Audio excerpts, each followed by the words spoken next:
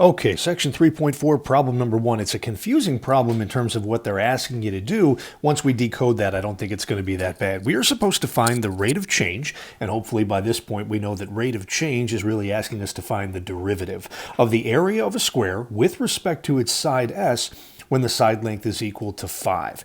Okay, so the first thing we have to do is come up with a function right here. We're trying to come up with an expression that will give us the area of a square in reference to its side length s. So the function I'm going to create here, guys, is area written as a function of the side length of a square is just equal to its side length squared. If we think about that, everybody, I'm hoping that isn't too hard to figure out. We've got a square, and if one side is s, of course, then every other side there is s as well, and the area of that square would just be the product of s times s, which is s squared. So this is a function right here you've probably never seen written out before, but I'm hoping it makes some sense to you guys.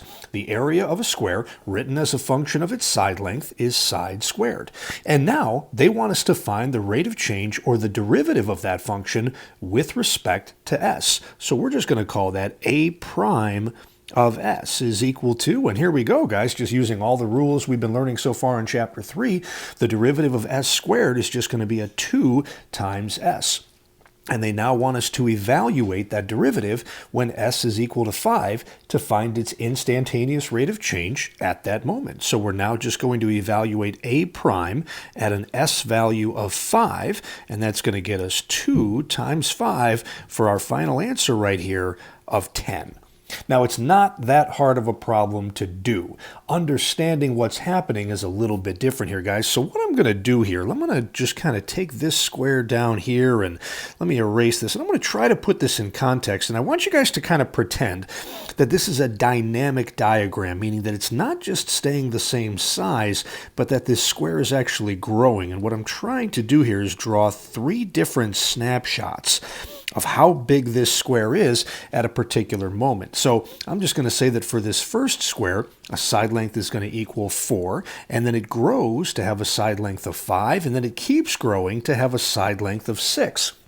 And let's just think real quick about what the area of each of those squares would be. 4 squared here would get us an area of 16 square units. 5 squared gets us an area of 25 square units.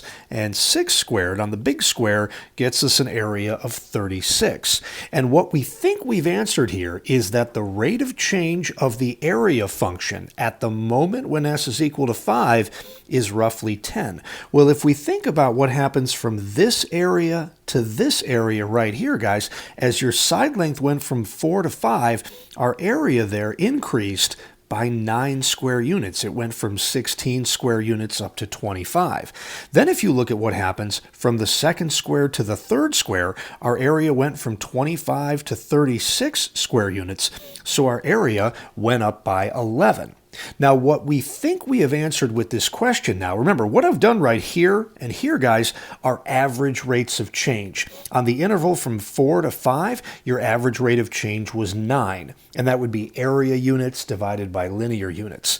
On the interval from 5 to 6, your average rate of change was 11, but we're interested in instantaneous rates of change. So what we're saying is, at this exact moment right here when s is equal to 5, the area of that square is increasing at a rate of 10 square units of area for every 1 unit of length that its side length increased. And you can kind of see that from going from an average rate of change of 9 to an average rate of change of 11, it makes some sense that 10 might be the number directly in between there. So that's what they're asking you to do in problem number 1.